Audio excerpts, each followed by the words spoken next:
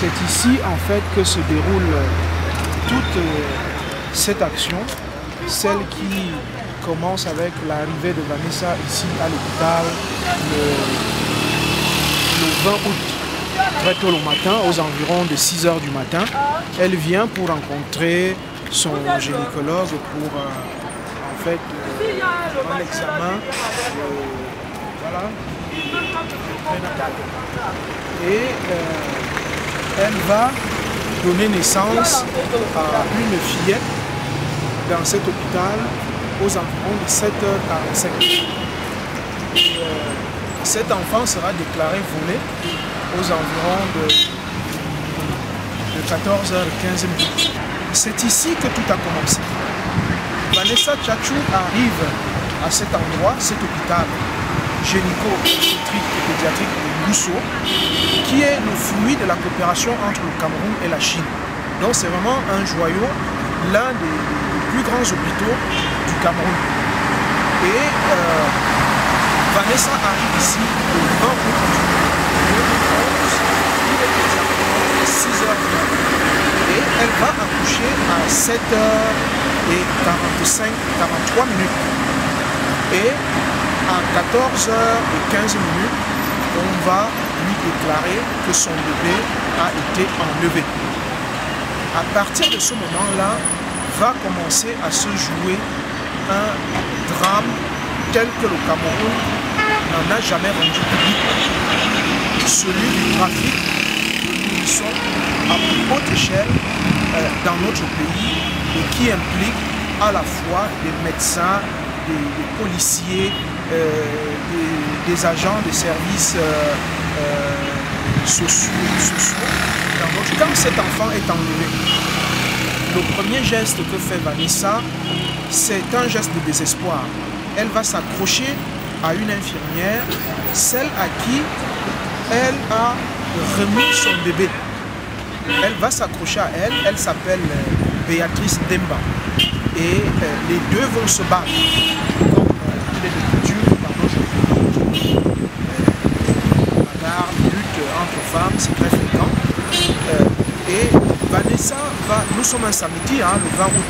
Donc le 20 août, le 21 qui est un dimanche, le 22, et il va falloir attendre le 25 août pour que le directeur de cet hôpital, donc le professeur Ndosama Anderson, signale le vol de cet enfant à un poste de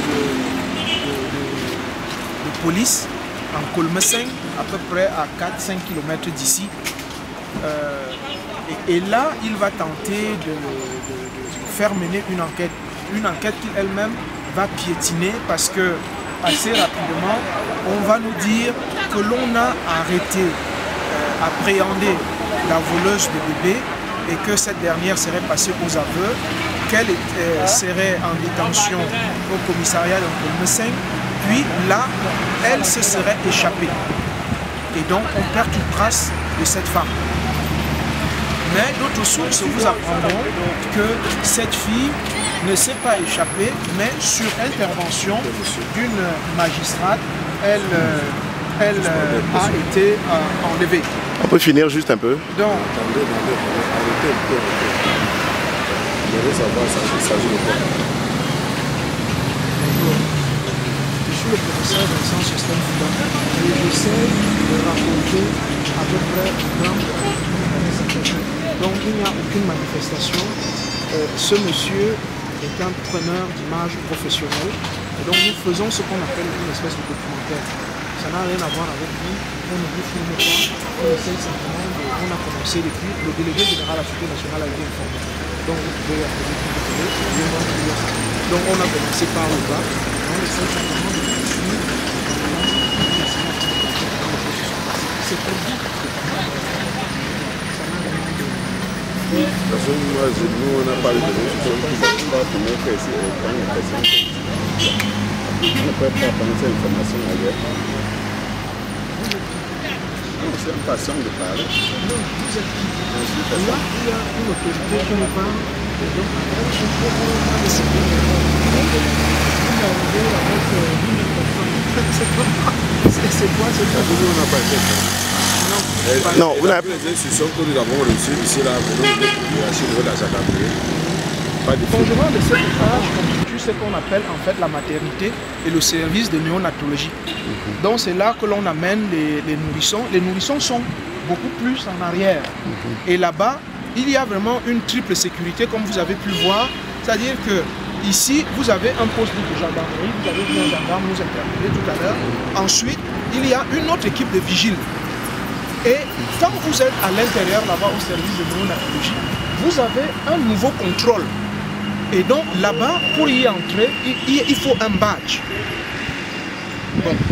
Donc, l'enfant de Vanessa est sorti par ces 3 axes de sécurité sans que personne n'ait rien vu. Et l'explication gouvernementale est que l'enfant soit sorti, comme vous pouvez le voir par là, c'est-à-dire par derrière. Et là-bas derrière, il y a ce qu'on appelle des résidences d'astreinte. Et les résidences d'astreinte sont des logements que l'on a confiés à l'équipe de médecins chinois, parce que je vous ai dit que cet hôpital est un hôpital de coopération entre le Cameroun et la Chine. Et ce qui prouve en réalité le mensonge gouvernemental est le fait que, comme vous pouvez le voir, ces résidences d'astreinte, la porte d'astreinte, quand vous sortez de l'hôpital, débouche directement à l'intérieur de la résidence des Chinois. Donc, ils ne peuvent pas sortir de l'enceinte de l'hôpital. Donc, l'enfant de Vanessa Tchatchou est sorti par la porte centrale de cet hôpital en traversant 3 sas de contrôle. Ce qui montre en réalité que c'est un système suffisamment huilé, suffisamment outillé, qui avait des ramifications depuis le gardien jusqu'à la plus haute hiérarchie de cet hôpital gynéco-obstétrique et pédiatrique de Ngousso. Voilà, c'est ça en fait ce qu'on appelle les résidences où vous voyez les vêtements là. Ce sont les résidences d'astreinte du personnel médical chinois. Et comme vous pouvez le constater, c'est hermétiquement fermé. Il y a toute une clôture qui encercle cet hôpital. Et donc, il y a rien qui conduit à l'extérieur à partir d'ici. La seule issue de cet hôpital, c'est la sortie centrale, où vous voyez des drapeaux camerounais et des drapeaux chinois. Voilà quel est véritablement le film et la réalité dans cette affaire de l'enlèvement du nourrisson de mademoiselle Vanessa Tchatchou, âgée aujourd'hui de 18 ans, mais au moment des faits, elle n'était âgée que de 17 ans.